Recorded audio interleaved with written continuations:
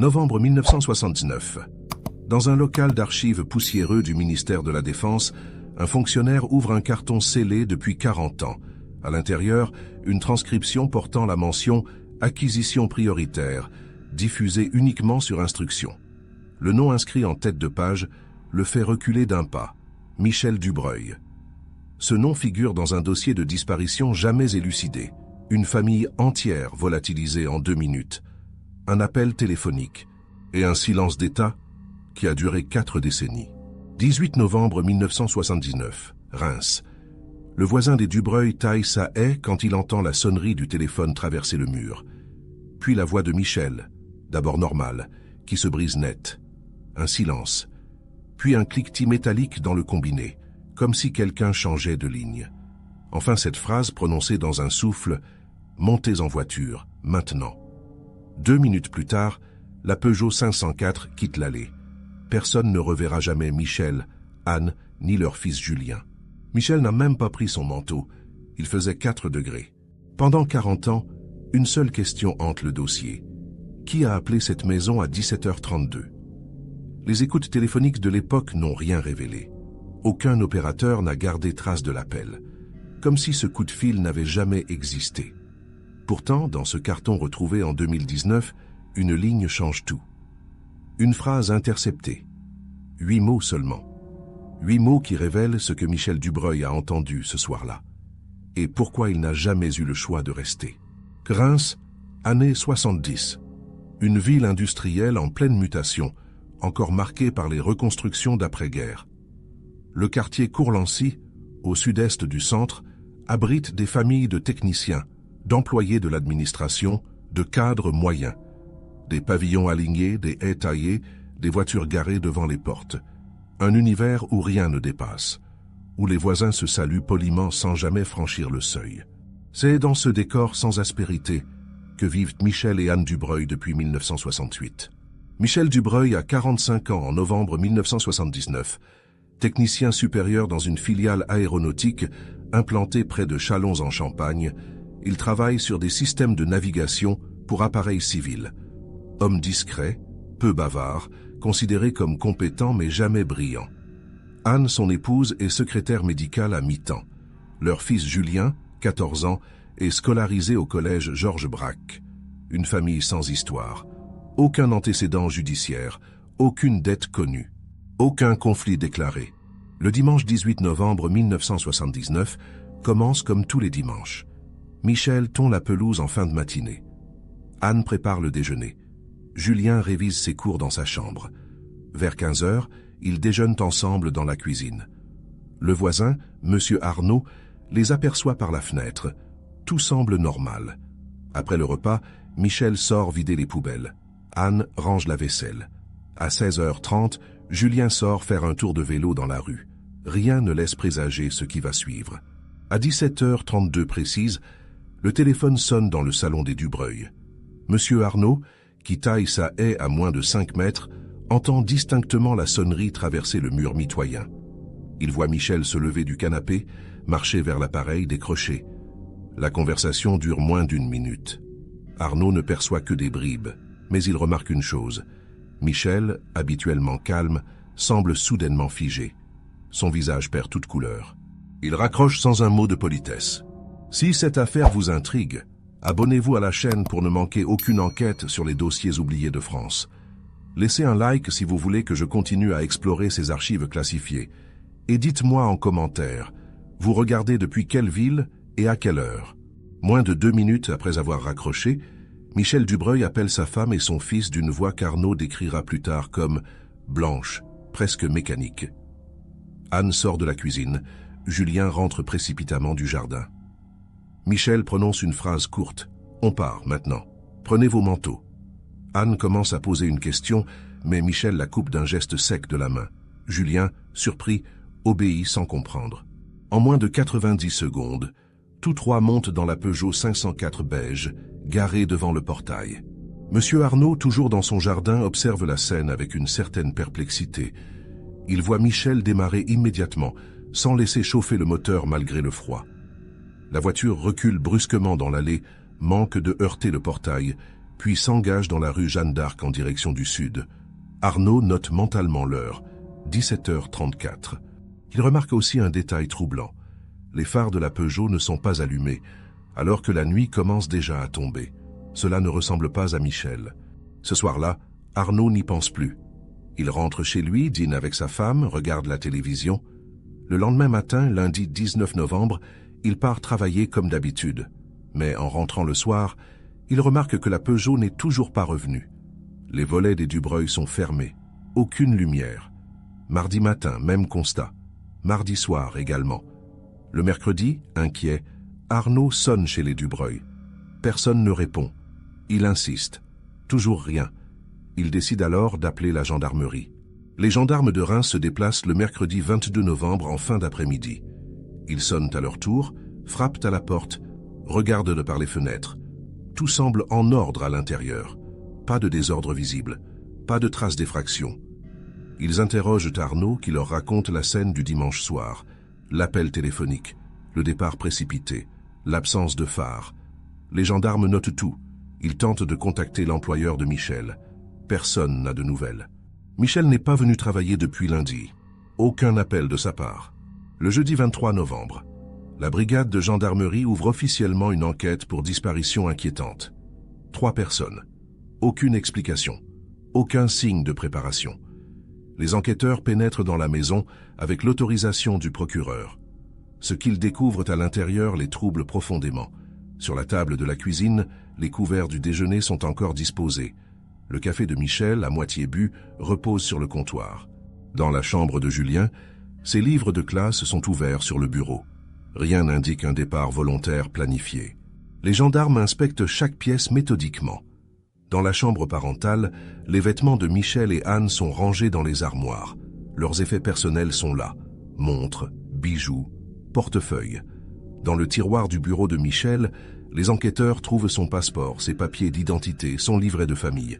Dans celui d'Anne, son carnet de chèques, intact.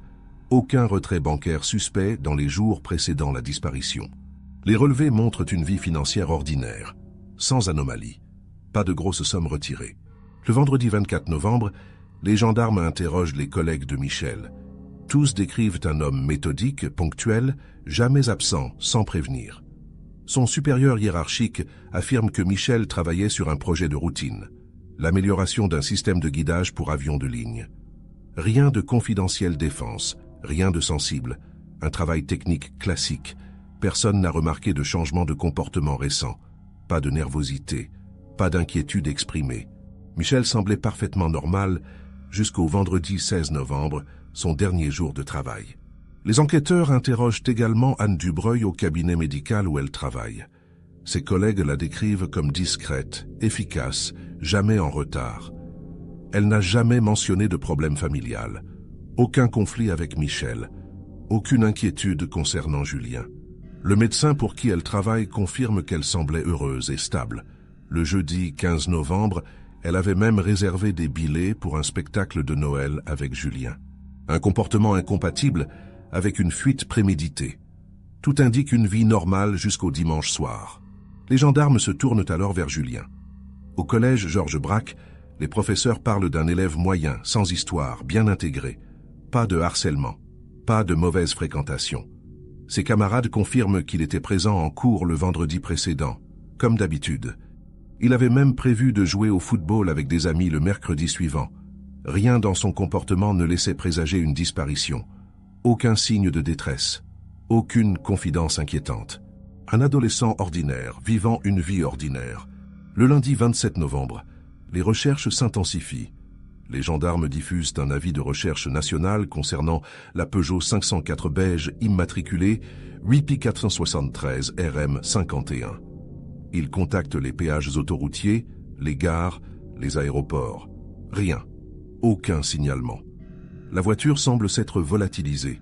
Les barrages routiers mis en place dans les jours suivant la disparition n'ont rien donné. Personne n'a vu la famille Dubreuil. Personne n'a aperçu leur véhicule. C'est comme s'ils avaient quitté Reims et disparu dans une faille invisible. Les enquêteurs explorent alors la piste familiale. Ils contactent les proches de Michel et Anne. Les parents d'Anne, retraités en Bretagne, n'ont reçu aucune nouvelle. Ils sont effondrés.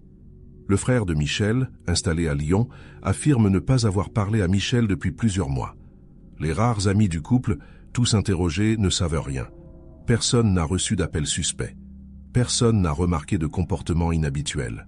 La famille Dubreuil vivait repliée sur elle-même, sans conflit, sans dette, sans ennemis connus. Début décembre, les gendarmes décident de se concentrer sur l'appel téléphonique du 18 novembre. Monsieur Arnaud est convoqué pour un nouvel interrogatoire. Il répète ce qu'il a déjà dit. Il a entendu la sonnerie, puis la voix de Michel qui changeait de ton brutalement.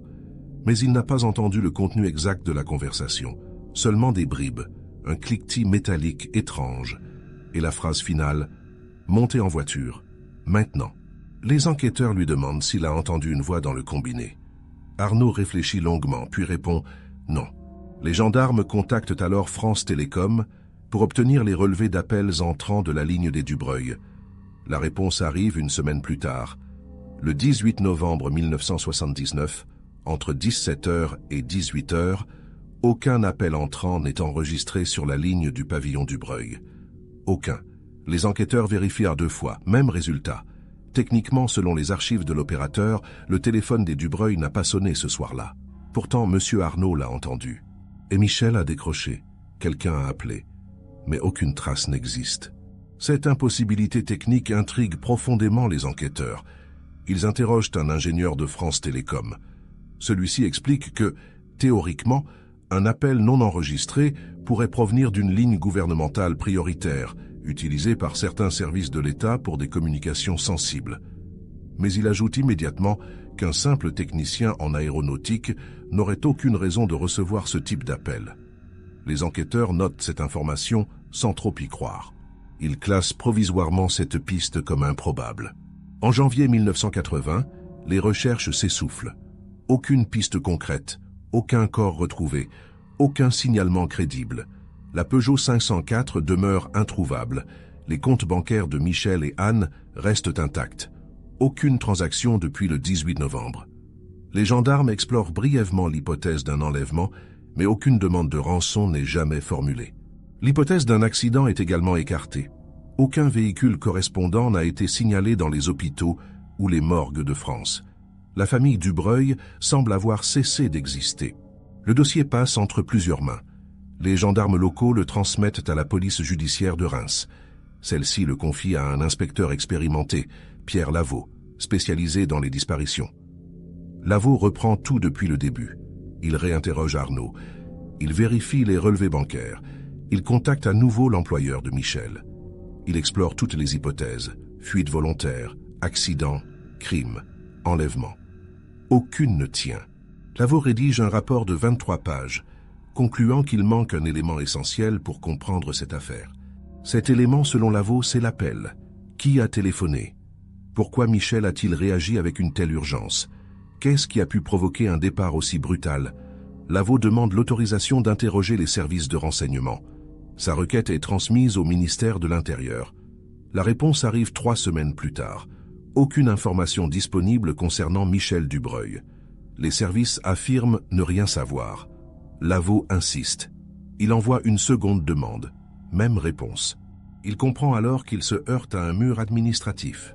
En mars 1980, Lavaux reçoit une convocation inhabituelle. Un officier de liaison du ministère de la Défense souhaite le rencontrer à Paris. Lavaux s'y rend, intrigué. L'entretien dure moins de 15 minutes. L'officier lui explique poliment que le dossier Dubreuil ne relève d'aucune compétence militaire ou gouvernementale. Il conseille à Lavaux de se concentrer sur les pistes civiles classiques.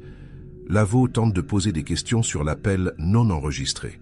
L'officier répète simplement qu'il n'a aucune information à ce sujet. Puis il met fin à l'entretien. Lavaux rentre à Reims avec un sentiment d'impuissance. Il sait qu'on lui cache quelque chose.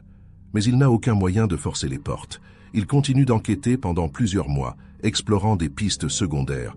Il interroge d'anciens collègues de Michel, remontant à 10 ans en arrière. Il vérifie les registres d'hôtels dans un rayon de 300 km. Il consulte les fichiers de personnes disparues dans toute l'Europe. Rien. Aucune trace. En octobre 1980, faute d'éléments nouveaux, le procureur décide de classer l'affaire sans suite. Le dossier Dubreuil rejoint alors les archives des affaires non élucidées. Pierre Lavaux prend sa retraite en 1987, emportant avec lui la conviction que cette famille a été victime de quelque chose qui dépassait le cadre criminel ordinaire. Il mourra en 2003 sans jamais avoir obtenu de réponse. Monsieur Arnaud, le voisin, quittera Reims en 1985, hanté jusqu'à la fin par le souvenir de ce dimanche soir. Et pendant près de 40 ans, personne ne saura ce qui s'est réellement passé le 18 novembre 1979. Novembre 2019. 40 ans jour pour jour après la disparition des Dubreuil. Un fonctionnaire du ministère de la Défense, Laurent Mercier, est chargé d'une mission administrative banale. Inventorier un local d'archives oublié dans les sous-sols d'un bâtiment annexe du ministère, rue Saint-Dominique, à Paris. Le local n'a pas été ouvert depuis des années. Mercier y découvre des dizaines de cartons poussiéreux, empilés sans ordre apparent. La plupart contiennent des documents déclassifiés depuis longtemps. Mercier commence le tri méthodiquement. Parmi les cartons, l'un attire son attention. Il est plus petit que les autres, scellé avec un ruban adhésif jauni portant la mention manuscrite « Acquisition prioritaire 1979 », diffusée uniquement sur instruction. Mercier vérifie la liste d'inventaire. Ce carton n'y figure pas. Il n'a jamais été officiellement enregistré. Pourtant, il est là, coincé entre deux classeurs de maintenance navale datant des années 80. Mercier hésite. Puis, par curiosité professionnelle, il décide de l'ouvrir. À l'intérieur, Mercier trouve une chemise cartonnée beige contenant une dizaine de feuillets dactylographiés. Pas de page de garde. Pas de référence administrative claire. Juste un code alphanumérique en haut de la première page. TRNOV 69 DRB 01. Mercier commence à lire. Le premier feuillet est une transcription partielle d'un appel téléphonique intercepté le 18 novembre 1979 à 17h32.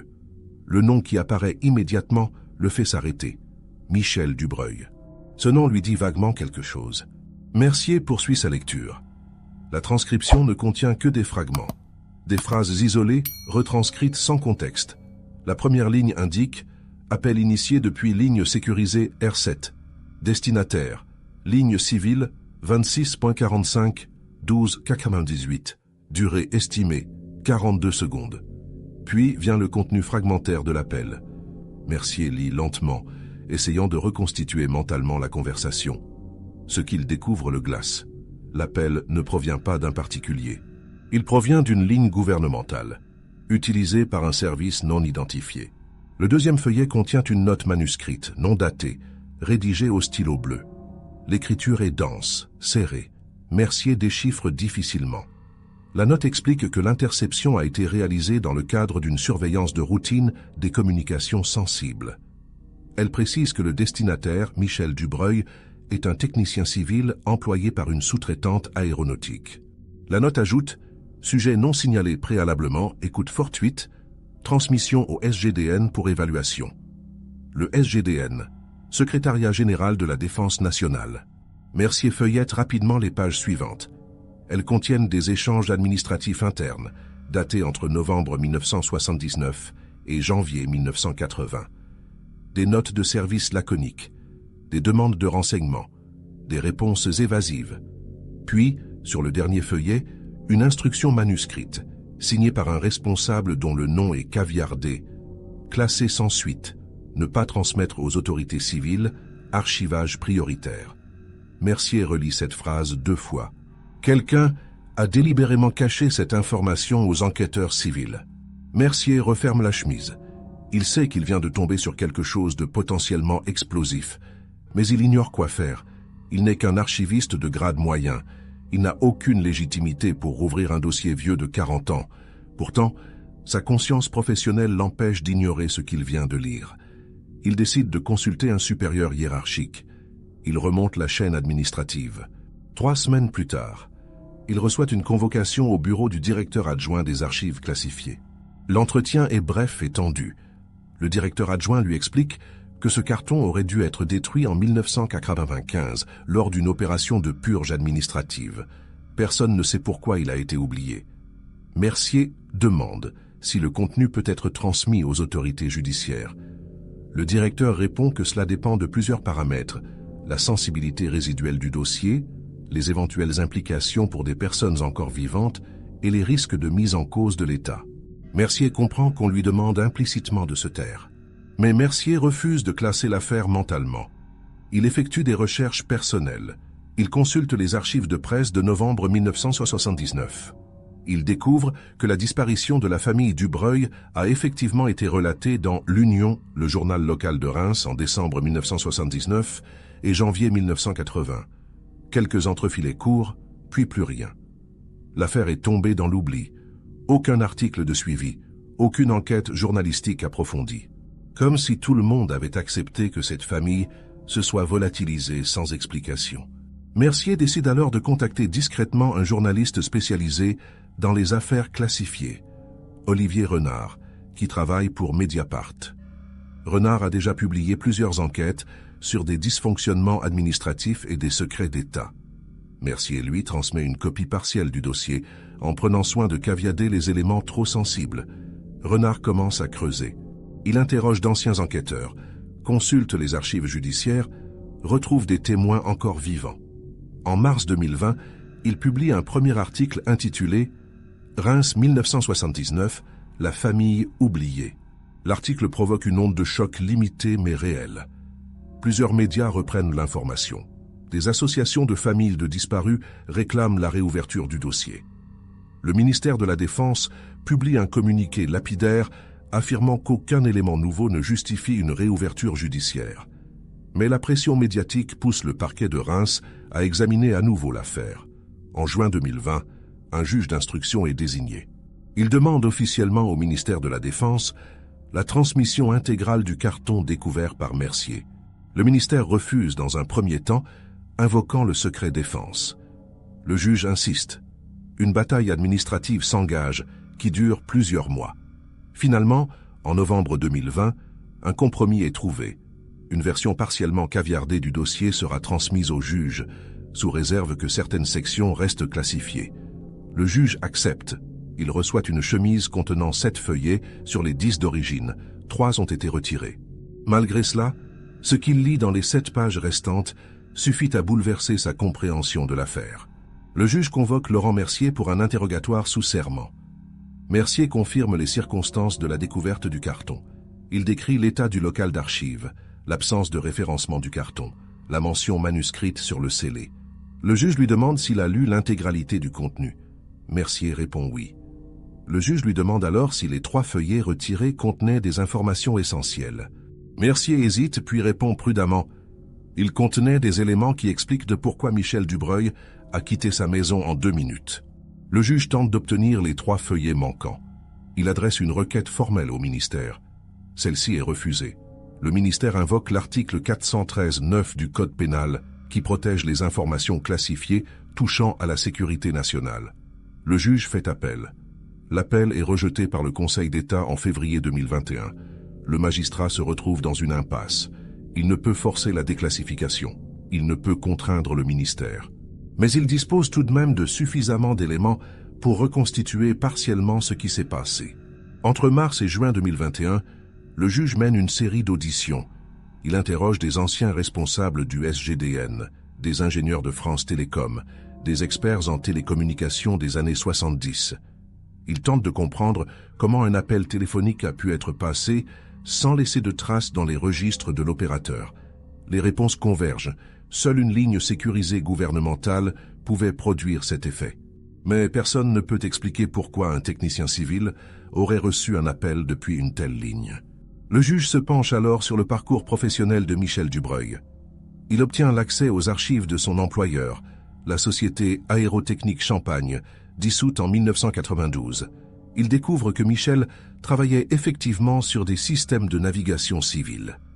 Mais en creusant davantage, il trouve une mention troublante dans un rapport interne de 1978. Michel avait été brièvement détaché sur un projet classifié défense pendant 3 mois, entre avril et juin 1978. Le projet portait le nom de code Navire. Aucun détail supplémentaire n'est fourni. Le juge demande au ministère de la Défense des informations sur le projet Navire. La réponse est immédiate et sans appel. Classifié, non communicable. Le juge tente une autre approche. Il contacte d'anciens collègues de Michel, retrouvées grâce aux listes du personnel conservées dans les archives de l'entreprise. La plupart sont décédés ou très âgés. Un seul accepte de témoigner. Robert Lemoine, 79 ans, ancien ingénieur. Lemoine se souvient vaguement de Michel, mais affirme ne rien savoir sur le projet navire. Pourtant, lors d'un second interrogatoire, Lemoine finit par lâcher un détail. Il se rappelle que Michel, à son retour du détachement en juin 1978, semblait différent, plus nerveux, moins bavard. Il avait refusé de parler de ce sur quoi il avait travaillé, même de manière générale. Lemoine se souvient également d'une remarque étrange que Michel avait faite un jour autour d'un café. Parfois, on travaille sur des choses qu'on regrette d'avoir vues. Lemoine n'avait pas compris à l'époque, il n'avait jamais posé de questions. Le juge rassemble tous les éléments dont il dispose. Un appel provenant d'une ligne sécurisée, un technicien ayant travaillé sur un projet classifié, une disparition brutale, une archive volontairement cachée pendant 40 ans. Il rédige un rapport préliminaire de synthèse, dans lequel il conclut que la famille Dubreuil a probablement été contrainte de disparaître suite à une intervention gouvernementale liée au passé professionnel de Michel. Mais il ne peut aller plus loin. Les preuves manquent. Les archives essentielles restent verrouillées. En août 2021, le juge prend une décision inhabituelle. Il convoque une conférence de presse. Il y expose publiquement les grandes lignes de ses découvertes, sans révéler les détails classifiés. Il affirme que l'État français dispose d'informations capitales sur la disparition de la famille Dubreuil et qu'il refuse de les communiquer. Il appelle à la déclassification complète du dossier. Sa déclaration provoque un débat public. Mais le ministère de la Défense maintient sa position. Certaines informations, dit-il, doivent rester protégées, même 40 ans après. Septembre 2021. Malgré les pressions médiatiques et judiciaires, le ministère de la Défense refuse toujours de déclassifier les 3 feuillets manquants du dossier Dubreuil, mais une fuite se produit. Un fonctionnaire anonyme, probablement proche de Laurent Mercier, transmet au journaliste Olivier Renard une copie intégrale et non caviardée de la transcription de l'appel du 18 novembre 1979. Renard vérifie l'authenticité du document avec plusieurs experts. Tous confirment qu'il semble légitime. Renard décide de publier. Le 23 septembre 2021, Mediapart met en ligne un article détaillé contenant la transcription complète de l'appel reçu par Michel Dubreuil. Le titre de l'article est sobre. Reims 1979. Voici ce que l'État a caché pendant 40 ans. L'article est consulté plus de 200 000 fois en 24 heures. Il est repris par tous les médias nationaux. Le contenu de la transcription sidère l'opinion publique. Car ce qui a été dit à Michel Dubreuil ce soir-là explique tout et révèle une réalité que personne n'avait imaginée. Voici la transcription intégrale, telle que publiée par Mediapart. Elle commence par une ligne de contexte technique. Appel intercepté le 18 novembre 1979, 17h32, depuis ligne sécurisée R7, ministère de la Défense, vers ligne civile, 26.45, 12.98, domicile Dubreuil, Reims. Durée, 42 secondes. Interlocuteur émetteur, non identifié. Interlocuteur récepteur, Michel Dubreuil. Puis vient le contenu de l'appel. Chaque phrase a été retranscrite mot pour mot par les services d'écoute. Monsieur Dubreuil? Oui, c'est moi. Ici le commandant Vernet, DGSE. Nous devons vous parler immédiatement. Je ne comprends pas. Monsieur Dubreuil, écoutez-moi attentivement. Des informations sensibles liées au projet navire ont été compromises. Votre nom figure dans un document intercepté ce matin par un service étranger. Nous avons des raisons de croire que vous êtes en danger. Vous et votre famille. En danger? Mais je n'ai rien fait. Nous le savons. Mais vous avez accès à des données classifiées. Tiens, quelles données? Je n'ai rien fait depuis 1978. Peu importe. Vous êtes une cible potentielle. Nous devons vous mettre en sécurité immédiatement. Me mettre en sécurité? Comment? Vous allez quitter votre domicile dans les 2 prochaines minutes. Prenez votre femme et votre fils. Montez dans votre voiture. Un agent vous attendra au croisement de la rue Jeanne d'Arc et de l'avenue de Laon. Il vous conduira vers un lieu sûr. Mais, mes affaires, mon travail. Monsieur Dubreuil, c'est une question de sécurité nationale. Vous comprenez? Oui, je comprends. Parfait. Vous avez 2 minutes. Ne prenez rien. Ne prévenez personne. Suivez exactement mes instructions.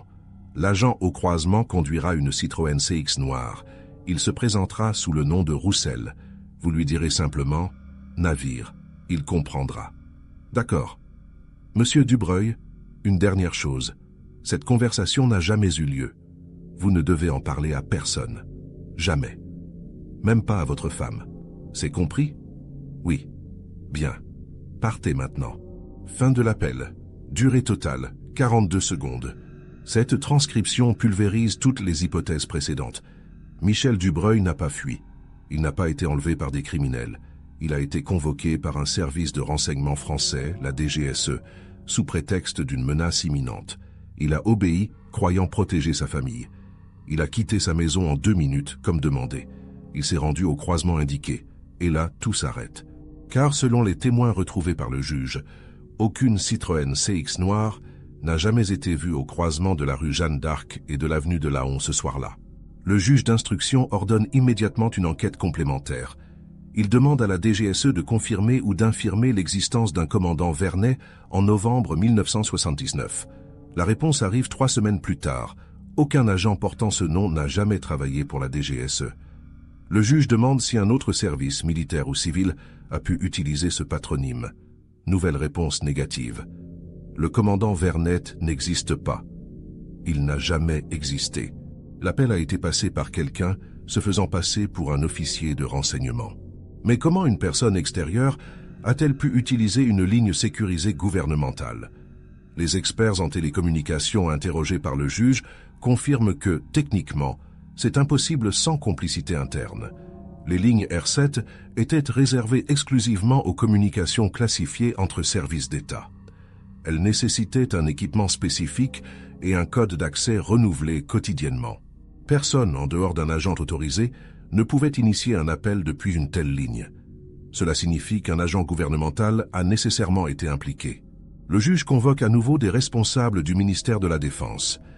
Il exige des explications. Les réponses sont évasives.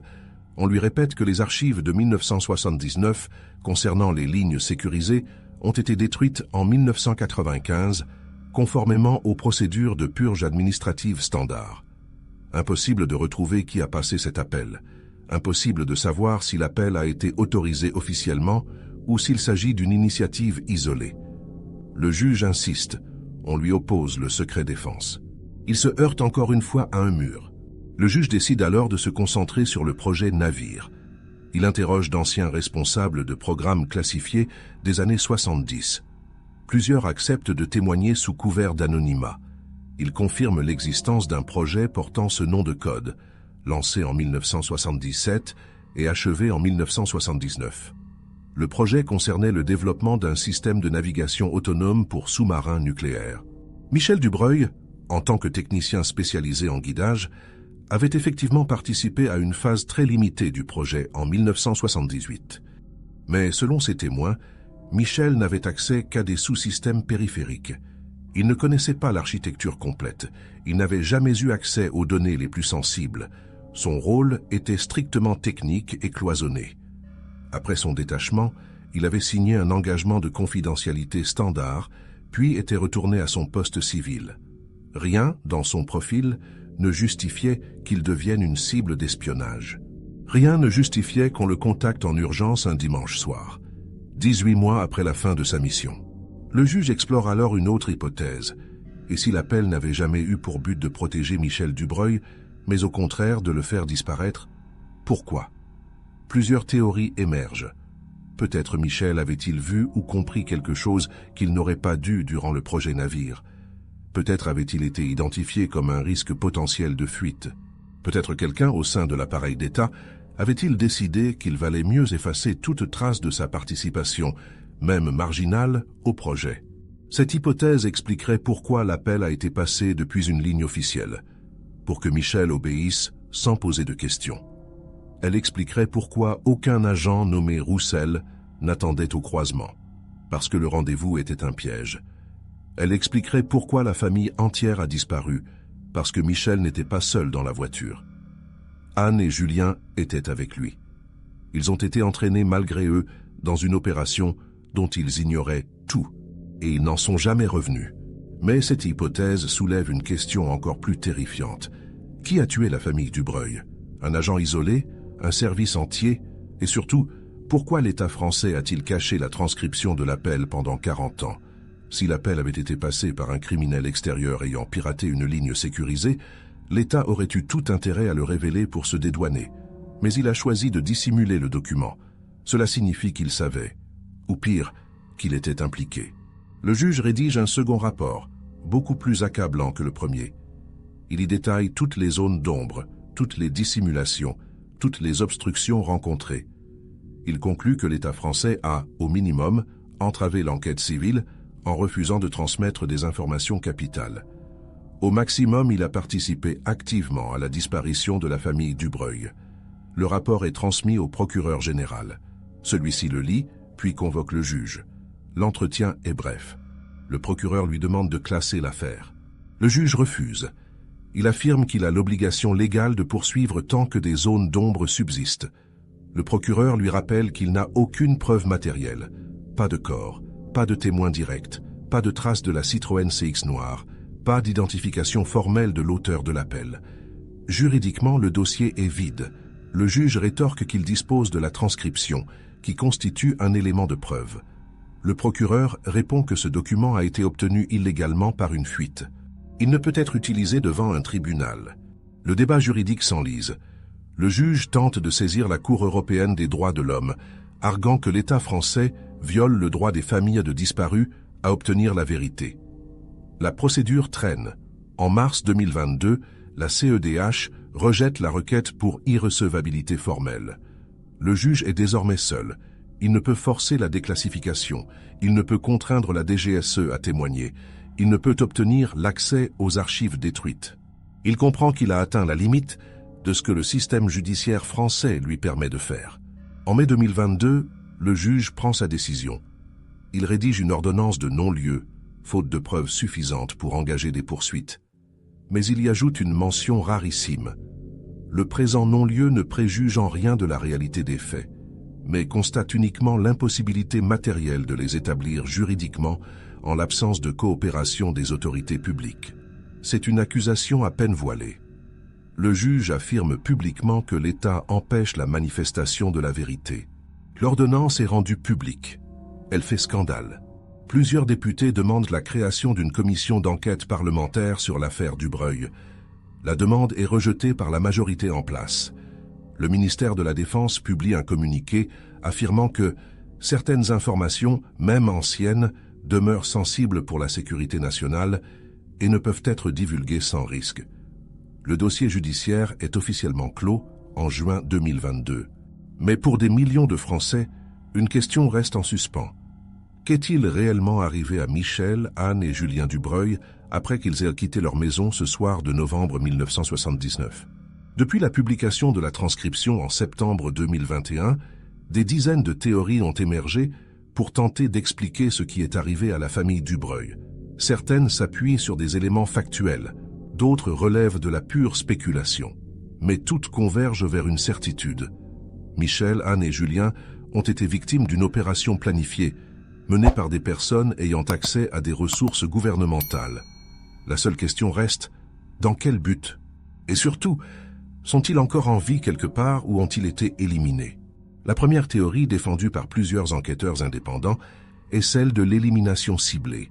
Selon cette hypothèse, Michel Dubreuil aurait découvert, durant son détachement sur le projet Navire en 1978, une information compromettante pour un haut responsable ou pour le projet lui-même. Peut-être un défaut technique majeur, peut-être une irrégularité administrative, peut-être une connexion avec un réseau d'espionnage. Pour protéger cette information, quelqu'un aurait décidé de faire disparaître Michel et sa famille, afin qu'ils ne puissent jamais témoigner. Cette théorie expliquerait pourquoi l'appel a été passé depuis une ligne officielle, pour inspirer confiance à Michel et le convaincre d'obéir immédiatement. Elle expliquerait aussi pourquoi toute la famille a été emmenée, parce que Michel avait peut-être partagé certaines informations avec Anne, ou parce qu'il était trop risqué de laisser des témoins. Enfin, elle expliquerait pourquoi l'État a dissimulé la transcription.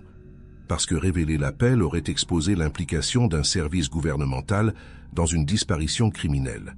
Mais cette théorie pose un problème. Pourquoi attendre 18 mois après la fin du détachement de Michel pour agir? Si Michel représentait un danger, pourquoi ne pas l'avoir neutralisé immédiatement en 1978? Plusieurs hypothèses secondaires tentent de répondre. Peut-être Michel n'a-t-il compris la portée de ce qu'il avait vu qu'après coup. Peut-être a-t-il commencé à poser des questions. Peut-être a-t-il contacté quelqu'un, déclenchant ainsi une alerte interne. Mais aucune preuve ne vient étayer ces suppositions. La deuxième théorie, plus optimiste, est celle de la relocalisation forcée. Selon cette hypothèse, Michel et sa famille n'ont pas été tués, mais placés sous protection dans le cadre d'un programme secret de type témoin protégé. L'appel du 18 novembre aurait été réel. Michel était effectivement en danger, menacé par un service étranger. L'État français l'aurait exfiltré avec sa famille, leur aurait fourni de nouvelles identités et les aurait installés ailleurs, peut-être à l'étranger. Ils vivraient encore aujourd'hui sous d'autres noms. Cette théorie séduit beaucoup de gens, car elle offre une issue non tragique, mais elle comporte plusieurs failles. D'abord, pourquoi l'État n'a-t-il jamais confirmé cette version, même partiellement, pour apaiser les familles et l'opinion publique?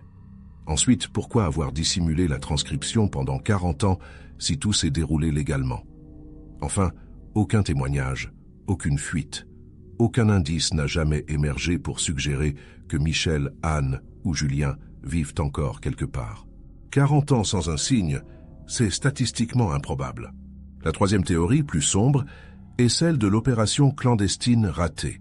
Selon cette hypothèse, Michel aurait effectivement été contacté par un véritable agent de la DGSE, mais dans un cadre non autorisé. Cet agent, agissant pour son propre compte ou pour une faction dissidente, aurait utilisé les ressources de l'État pour mener une opération parallèle. Peut-être une tentative de récupération d'informations, peut-être une vengeance personnelle. L'opération aurait mal tourné. Michel et sa famille auraient été tués accidentellement. Pour couvrir l'incident, l'État aurait alors décidé de tout enterrer. Pas de corps retrouvés, pas de véhicules signalés, pas de traces administratives. L'affaire aurait été classée comme une simple disparition inexpliquée. Cette théorie expliquerait pourquoi le ministère de la Défense refuse toujours de déclassifier certains documents. Non pas pour protéger un secret d'État légitime, mais pour éviter de révéler un dysfonctionnement grave, voire un crime, commis par l'un de ses propres agents. Cela exposerait l'État à des poursuites et à un scandale majeur. Une quatrième théorie, plus marginale mais troublante, évoque l'implication d'un réseau d'espionnage étranger. Selon cette hypothèse, l'appel du 18 novembre aurait été passé non pas par un agent français, mais par un espion étranger, ayant réussi à pirater une ligne sécurisée avec l'aide d'une taupe infiltrée dans l'administration française. Le but aurait été d'enlever Michel, pour l'interroger sur le projet Navire, puis de l'éliminer. Sa famille aurait été tuée pour ne laisser aucun témoin. L'État français aurait caché l'affaire pour ne pas révéler la compromission de ces lignes. Cette théorie repose sur un contexte géopolitique précis. En 1979, la guerre froide bat son plein. Les services de renseignement occidentaux et soviétiques s'affrontent sur tous les terrains. Le projet Navire, touchant à la navigation sous-marine nucléaire, aurait pu intéresser le KGB ou d'autres services orientaux. Mais là encore, aucune preuve concrète n'existe. Aucun document déclassifié, ni français, ni étranger, ne mentionne une telle opération. C'est une hypothèse séduisante, mais purement spéculative. Une cinquième théorie, défendue par certains journalistes, est celle du complot interne. Selon cette hypothèse, Michel Dubreuil aurait été victime d'une lutte de pouvoir au sein de l'appareil d'État français. Peut-être avait-il été utilisé comme bouc émissaire pour couvrir une erreur commise par un supérieur hiérarchique. Peut-être son nom figurait-il dans un rapport compromettant que quelqu'un voulait faire disparaître. En éliminant Michel, on effaçait un témoin gênant. L'appel du 18 novembre aurait été le moyen de l'attirer dans un piège. Cette théorie expliquerait pourquoi le dossier a été si soigneusement dissimulé. Si Michel était une victime collatérale d'un règlement de compte interne, révéler l'affaire aurait exposé des dysfonctionnements graves au sein de la hiérarchie militaire ou civile. Cela aurait pu détruire des carrières, déclencher des enquêtes internes, voire remettre en question la légitimité de certaines décisions prises à l'époque. En enterrant l'affaire, on protégeait non pas un secret stratégique, mais des individus puissants. C'est une hypothèse cynique, mais crédible. Enfin, une sixième théorie, plus récente, évoque l'implication d'un réseau criminel privé. Selon cette hypothèse, l'appel n'aurait jamais été passé par un agent étatique, mais par un criminel ayant réussi à accéder illégalement à une ligne sécurisée. Le but aurait été d'enlever Michel pour le rançonner, ou pour le forcer à fournir des informations qu'il aurait pu revendre. L'opération aurait mal tourné. Michel et sa famille auraient été tués.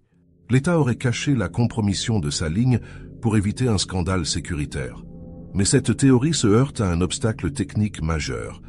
Comment un criminel aurait-il pu obtenir les codes d'accès quotidiens nécessaires pour utiliser une ligne R7?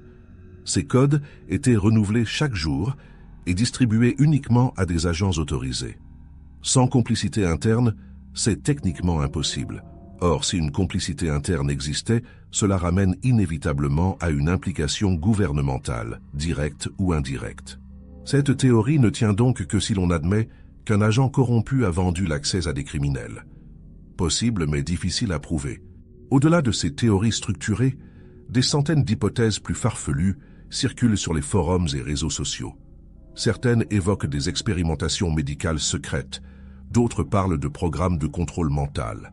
D'autres encore imaginent que Michel et sa famille ont été enlevés par erreur, confondus avec une autre cible. Ces théories ne reposent sur aucun élément factuel. Elles témoignent surtout de la fascination morbide que suscite cette affaire, et du besoin humain de donner du sens à l'incompréhensible. Ce qui frappe dans toutes ces théories, c'est leur multiplicité. 40 ans après les faits, personne ne sait avec certitude ce qui s'est passé. Les seuls éléments indiscutables sont un appel a été passé depuis une ligne gouvernementale, Michel et sa famille ont disparu immédiatement après, et l'État français a dissimulé des informations pendant 4 décennies. Tout le reste n'est que conjecture, et c'est précisément cette incertitude qui alimente le mystère. Tant que l'État refusera de parler, les théories continueront de proliférer. En 2023, une nouvelle piste émerge. Un ancien agent de la DGSE, retraité depuis 20 ans et vivant désormais à l'étranger, accepte de témoigner anonymement auprès d'un journaliste. Il affirme avoir entendu parler, au début des années 80, d'une opération clandestine ratée impliquant un civil lié à un projet classifié. Il ne connaît pas les détails, il ne sait pas si cela concerne les Dubreuil. Mais il confirme qu'à cette époque, certains agents menaient des opérations non autorisées, parfois avec des conséquences dramatiques. Ce témoignage, même indirect, relance l'intérêt médiatique pour l'affaire. Plusieurs associations de familles de disparus demandent à nouveau la réouverture du dossier. Le ministère de la Défense refuse toujours, mais en coulisses, des voix commencent à s'élever au sein de l'administration pour plaider en faveur d'une déclassification partielle. Certains estiment que 40 ans après les faits, le risque sécuritaire est nul et que la transparence servirait mieux l'image de l'État que le maintien du secret. Mais pour l'instant, rien ne bouge. En attendant, les familles continuent de chercher. Les parents d'Anne Dubreuil sont décédés sans jamais savoir ce qui est arrivé à leur fille. Le frère de Michel, aujourd'hui très âgé, se bat encore pour obtenir des réponses. Il a saisi la Commission nationale de déontologie de la sécurité. Il a écrit au président de la République. Il a sollicité des députés, des sénateurs, des associations. Mais chaque tentative se heurte au même mur. Le secret défense. 40 ans après, la souffrance des proches reste intacte et les réponses toujours hors de portée. Aujourd'hui, en 2024, l'affaire Dubreuil reste l'une des disparitions les plus troublantes de l'histoire récente française. Elle pose une question fondamentale. Jusqu'où un État peut-il aller pour protéger ses secrets? Et à quel moment le droit à la vérité des citoyens doit-il primer sur la raison d'État? Pour Michel, Anne et Julien Dubreuil, ces questions n'ont jamais reçu de réponse. Ils ont disparu un soir de novembre. Et 40 ans plus tard, personne ne sait encore pourquoi. Après 40 ans d'enquête, de fuites, de procédures judiciaires et de débats publics, il est temps de dresser un bilan factuel de ce que nous savons réellement sur la disparition de la famille Dubreuil. Ce bilan ne repose que sur des éléments vérifiables, documentés ou confirmés par des sources fiables. Il exclut les spéculations, les rumeurs et les théories non étayées. Ce qui suit est la somme de ce qui peut être affirmé avec certitude. Le reste demeure, et demeurera peut-être toujours dans l'ombre. Premier fait établi, Michel Dubreuil a bien reçu un appel téléphonique le 18 novembre 1979 à 17h32. Cet appel a été entendu par Monsieur Arnaud, son voisin, qui a témoigné de manière cohérente à plusieurs reprises. Arnaud a vu Michel décrocher, l'a entendu parler puis a constaté son départ précipité. Ce témoignage n'a jamais été remis en cause. Il constitue le point de départ indiscutable de toute l'affaire. Sans cet appel, rien de ce qui a suivi ne se serait produit. Deuxième fait établi. Cet appel ne figure dans aucun registre de France Télécom. Les relevés de la ligne des Dubreuil, consultés par les enquêteurs en 1979, puis à nouveau en 2020, ne mentionnent aucun appel entrant ce jour-là entre 17h et 18h. Cela signifie que l'appel a été passé depuis une ligne technique qui n'utilise pas le réseau civil classique. Les experts confirment qu'à l'époque, seules les lignes sécurisées gouvernementales possédaient cette capacité. C'est un fait technique, non contestable. Troisième fait établi, la transcription de cet appel existe. Elle a été découverte dans un carton scellé du ministère de la Défense en novembre 2019, puis divulguée publiquement en septembre 2021. Plusieurs experts en documents administratifs ont authentifié le format, le papier, la frappe et les codes utilisés. Bien que l'État français refuse de reconnaître officiellement ce document, aucun élément ne permet de douter de son authenticité. La transcription est réelle, et son contenu est accablant. Quatrième fait établi. Michel Dubreuil a participé au projet Navire entre avril et juin 1978. Ce projet, classifié défense, concernait le développement de systèmes de navigation pour sous-marins nucléaires. Le nom de Michel figure dans les archives partielles de son employeur, la Société Aérotechnique Champagne. Plusieurs anciens collègues ont confirmé ce détachement temporaire. Michel a signé un engagement de confidentialité à son retour. Ce lien avec un projet sensible est avéré. Il explique pourquoi son nom a pu attirer l'attention de certains services. Cinquième fait établi. Aucun commandant Vernet n'a jamais travaillé pour la DGSE. Le ministère de la Défense l'a confirmé formellement en réponse à une demande du juge d'instruction en 2020. Aucun agent portant ce nom n'apparaît dans les fichiers du personnel de la DGSE entre 1970 et 1985. Cela signifie que la personne qui a appelé Michel Dubreuil s'est présentée sous un faux nom, soit pour dissimuler son identité réelle, soit parce qu'elle n'appartenait pas à la DGSE, soit parce qu'elle agissait en dehors de tout cadre légal. Sixième fait établi, la Peugeot 504 des Dubreuil n'a jamais été retrouvée. Malgré des recherches nationales, des contrôles aux frontières et des vérifications dans les cases automobiles, aucune trace du véhicule immatriculé 8i473 RM51 n'a jamais été signalée. Cela suggère que la voiture a été détruite, dissimulée ou démontée immédiatement après la disparition. Une opération de cette ampleur nécessite des moyens logistiques importants. Peu de criminels ordinaires disposent de telles ressources, mais un service organisé, oui. Septième fait établi. Aucun mouvement bancaire n'a été enregistré sur les comptes de Michel et Anne Dubreuil après le 18 novembre 1979. Leurs comptes sont restés intacts. Aucun retrait, aucun virement, aucun chèque encaissé. Cela exclut formellement l'hypothèse d'une fuite volontaire planifiée. Si Michel et Anne avaient voulu disparaître de leur plein gré, ils auraient nécessairement prélevé de l'argent avant ou après leur départ. L'absence totale de transactions bancaires prouve qu'ils n'ont jamais eu le contrôle de leur disparition. Huitième fait établi. Aucun corps n'a jamais été retrouvé. Aucun reste humain correspondant à Michel, Anne ou Julien Dubreuil n'a été signalé en France ou à l'étranger. Les fichiers des personnes disparues, les registres des morgues, les bases de données judiciaires, tout a été vérifié à plusieurs reprises. Soit les corps ont été complètement détruits, soit ils ont été cachés dans un lieu où ils ne seront jamais découverts, soit les trois personnes sont encore vivantes quelque part sous de nouvelles identités. Mais cette dernière option est statistiquement improbable. Neuvième fait établi. L'État français a délibérément dissimulé des informations pendant 40 ans. La transcription de l'appel, interceptée en novembre 1979, n'a jamais été transmise aux enquêteurs civils. Le carton contenant ce document a été scellé puis oublié dans un local d'archives. L'instruction de ne pas transmettre aux autorités civiles figure explicitement dans le dossier. Cela prouve que l'État savait, dès le départ, que cet appel était lié à la disparition, et qu'il a choisi de ne rien dire. 10e fait établi, le ministère de la Défense refuse toujours de déclassifier l'intégralité du dossier, malgré les demandes répétées du juge d'instruction, malgré les pressions médiatiques, malgré les questions parlementaires.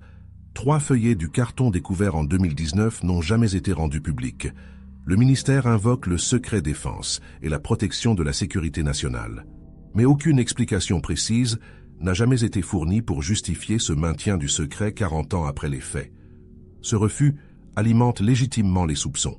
11e fait établi, aucune Citroën CX noire n'a été aperçue au croisement de la rue Jeanne d'Arc et de l'avenue de Laon le 18 novembre 1979. Plusieurs habitants du quartier ont été interrogés en 2020. Aucun ne se souvient d'une telle voiture à cet endroit ce soir-là. Les gendarmes de 1979 n'ont trouvé aucun témoin signalant un véhicule correspondant. Cela signifie que le rendez-vous mentionné dans l'appel était probablement fictif. Personne n'attendait Michel. C'était un leurre pour le faire sortir de chez lui. 12e fait établi. Le projet Navire a bien existé et a été classifié jusqu'en 2005. Après cette date, certaines informations périphériques ont été partiellement déclassifiées. Mais les documents techniques centraux restent inaccessibles. Ce projet concernait effectivement la navigation sous-marine autonome. Plusieurs dizaines de techniciens et ingénieurs y ont participé entre 1977 et 1979. Michel Dubreuil n'était qu'un intervenant mineur, sans accès aux données les plus sensibles. Cela rend d'autant plus troublant le fait qu'il ait été ciblé 18 mois après la fin de sa mission. 13e fait établi.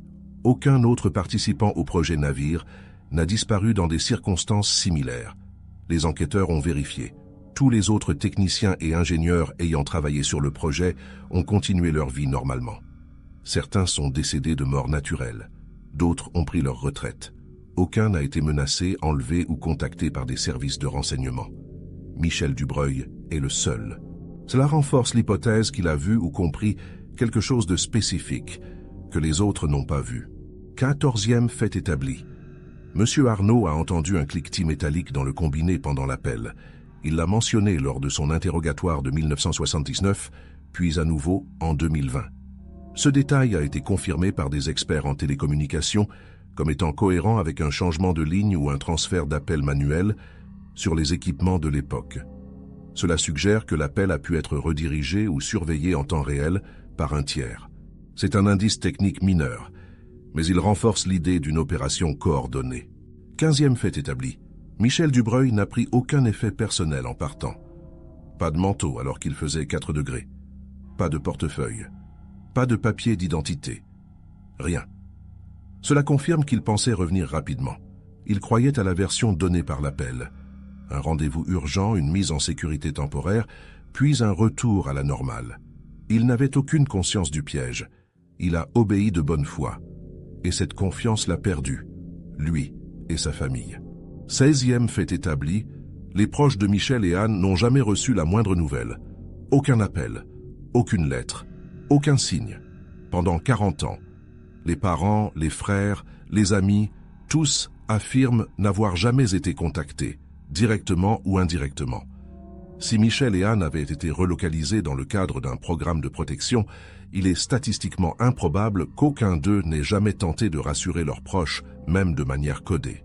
Ce silence absolu plaide plutôt en faveur de l'hypothèse de leur décès. 17e fait établi. L'affaire a été classée sans suite en 1980, puis à nouveau en 2022. À chaque fois, les raisons invoquées sont identiques. Absence de preuves matérielles, impossibilité d'identifier les responsables, manque de coopération des autorités publiques. Les 2 juges ayant instruit le dossier, à 40 ans d'intervalle, ont abouti à la même conclusion. Ils savent qu'un crime a probablement été commis, mais ils ne peuvent le prouver juridiquement. C'est une impasse judiciaire totale, et elle semble définitive. 18e fait établi, plusieurs fonctionnaires ayant eu accès aux dossiers classifiés ont exprimé de manière informelle leur malaise. Laurent Mercier, l'archiviste qui a découvert le carton, a confié à des journalistes qu'il regrette d'avoir ouvert cette boîte de Pandore. D'autres, sous couvert d'anonymat, ont admis que le maintien du secret leur semble injustifiable. Ces témoignages indirects suggèrent que même au sein de l'appareil d'État, Certains estiment que la vérité devrait être révélée, mais les décisions ne leur appartiennent pas. 19e et dernier fait établi, 40 ans après, personne ne sait ce qui est arrivé à Michel, Anne et Julien Dubreuil après qu'ils aient quitté leur maison. Personne ne sait où ils sont allés. Personne ne sait qui les attendait. Personne ne sait s'ils sont morts ou vivants, et personne ne sait pourquoi l'État français refuse toujours de parler. Ce sont les seules certitudes que nous ayons, un appel, une disparition et un silence. Tout le reste n'est que ténèbres. L'affaire Dubreuil restera probablement à jamais irrésolue, non pas parce que les enquêteurs ont échoué, non pas parce que les preuves n'existent pas, mais parce que ceux qui détiennent les réponses refusent de parler. 40 ans après les faits, le ministère de la Défense continue de classer des documents. 40 ans après, des feuillets restent scellés. 40 ans après, une famille entière demeure portée disparue sans explication. Et cette absence de réponse est, en soi, une réponse. Elle révèle que l'État sait, et qu'il a choisi de se taire. Ce silence n'est pas anodin. Il signifie que ce qui est arrivé à Michel, Anne et Julien Dubreuil touche à quelque chose que l'État juge trop sensible pour être révélé, même des décennies plus tard. Peut-être une opération illégale, peut-être une erreur tragique, peut-être une compromission de ses services. Quelle que soit la vérité, elle est jugée plus dangereuse à exposer qu'à enterrer. Et tant que cette logique prévaudra, les familles de disparus n'obtiendront jamais justice, ni réponse, ni même reconnaissance de leur souffrance. Pourtant, l'histoire de la famille Dubreuil mérite d'être racontée, non pas pour alimenter des théories du complot, mais pour rappeler que derrière chaque dossier classifié, il y a des vies brisées, des parents qui ne savent pas où repose leur enfant, des frères qui vieillissent sans réponse, des voisins qui gardent en mémoire un dimanche de novembre où tout a basculé. Ces personnes méritent la vérité. Elles méritent que l'État assume ses responsabilités. Elles méritent que le silence soit enfin rompu, même 40 ans après.